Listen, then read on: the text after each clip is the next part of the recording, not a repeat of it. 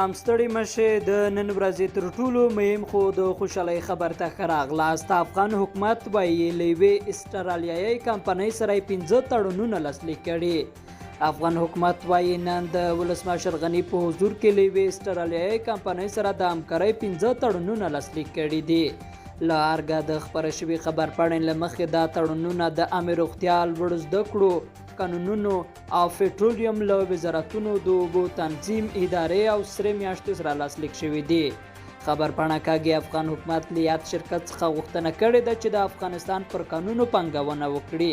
د دغو تړونونو د لاسلیک په مراسمو کې د استرالیایي کمپنۍ مشر فورسټ ریمارک ویلي هدف یې د افغانستان خلکو ته خدمات دی او غواړي افغانانو ته دا وړتیا ور په برخه کړي چې اقتصادي خپلواکي ولري او له شته ستونزو څخه په بریالیتوب ځانونه راوباسي.